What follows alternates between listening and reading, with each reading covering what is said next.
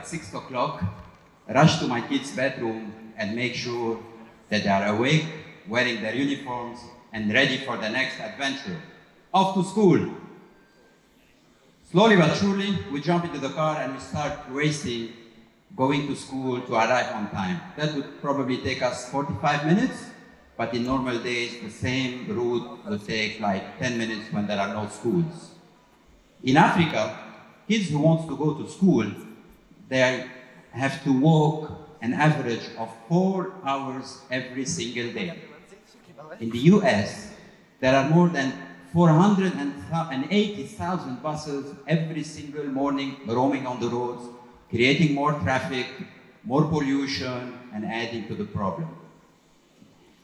In China, due to the lack of buses and absence of regulations, overloading buses is a common practice, which leads to lots of accidents. We expose every day our kids to new dangers, to sexual harassment, to bullying. There is a study that says that 10% of the bullying that is reported in middle and high school happens in school buses. With everything that we strive to give a best education for our kids and uninterrupted education, there are some factors that happen out of our control, such as feeling sick or getting an accident, where you have to lay in bed, stay in hospital for days and weeks and months, and therefore we cannot continue our education. Other things that happen also in this world, people are on the move. We have to relocate. We're always looking for better opportunities outside our hometown. So we travel. We arrive in a new country in the middle of the year. Our kids are not accepted. The schools are full. They have to wait for the next term or even the next year. Natural disaster. People have to move from one place to another. War, which is a common practice. In Syria, we've seen more than 6 years the civil war is there.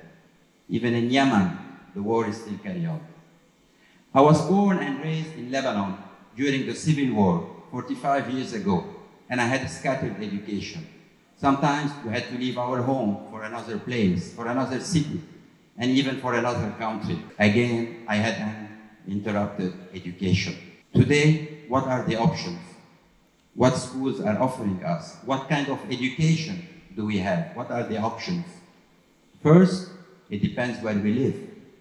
In Egypt, we have a certain level of education which is different than in the UAE or Lebanon or even in Europe and in the US. But that's not our choice. That is not our kids' choice. They were born like that, and this is what they have to access. Another thing is also the financial. Wealthy people can offer a better education than others. But that doesn't mean that they are smarter. But that's a fact, and we cannot go without it. For example, if one of you decided to go and wants to study in Europe, he can do that, definitely.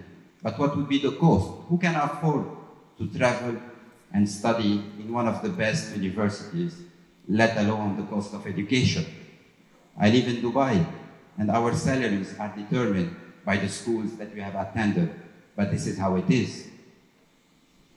So, today, using virtual reality technology, we can overcome this, and we can offer a Class A education to the whole world, an equal education to everybody.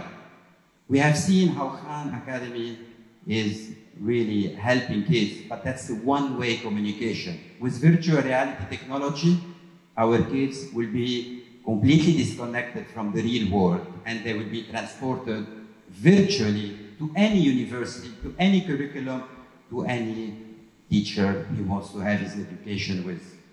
This will be a fair play for our kids. Let me show you how it works. First, the teacher will have to install a 360-degree camera. She will be live streaming to a cloud server using the application of the academic institution. The student on the other side is going to have the same setup with a head-mounted display so he can see the teacher. The teacher can be at home, can be in a park, can be under the tree, like our ancestors used to have their studies, or she can be in a lab or in a hospital, depending on the course that she will be doing to the children. They will be able to view it live. This will allow the student to understand even better. True, it's a virtual world, but the kids is going to have the support of the community. All this, through technology, through an application, the student will have to log in and log out. All his education will be traceable by his parents and by the students.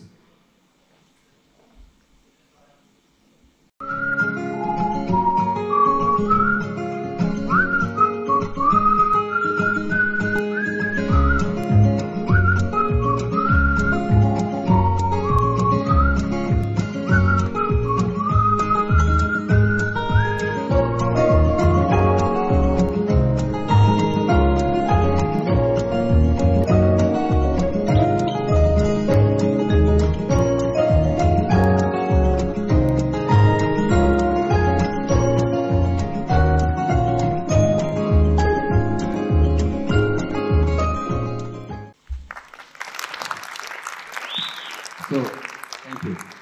That was an illustrative idea for you to visualize how it happens. In real fact, the student is not going to be alone. He's going to have the choice to have the support of the worldwide community. He will choose with whom he wants to be. It's not going to be only limited to the classmate that he has next to you. The idea here is to broaden the horizon and the opportunity. We want to use the technology. We want to have the technology on our side, and we should not be afraid from using the technology.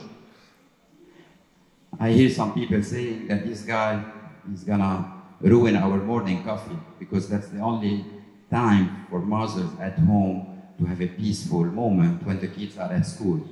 But then again, using VR headset, the student will be completely disconnected from the real world. And if he ever needs anything, he's going to have the support of a bigger and wider community. I'm going to give you an example in Syria.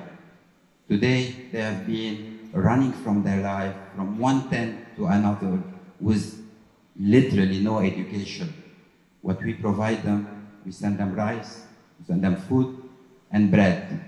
What if we send them education? They will send us back gold. And this is what we need to do. Today, government and organizations are investing a lot of money to build schools, to buy the land, to do the infrastructure, to buy buses. We don't need this anymore. We're going to save the money, and we're going to offer those kids a head-mounted display, a mobile phone, a proper internet connection, so they can be connected to the real world. And this is how we can provide an equal education to all of our children. I'm going to give you an example, like our grandfather and grand-grandfathers. They used to ride horses to commute from one place to another. Today, we don't have to do the same. We have cars, we drive our cars, and in the near future, we're going to have self-driven cars. We're going to have taxi drone. The idea here is to change. Reading books is going to become a hobby. People will be happy to buy a book and read it, but this is not going to be part of his education anymore. Again, we should not be afraid from using the technology. We should understand the technology and put it on our side. Ladies and gentlemen, today, why we are here? We are here for technology, entertainment, and design. So, let's disrupt the whole education system and build the biggest academic institution which gonna own no schools for a better education for the children of this world. Thank you.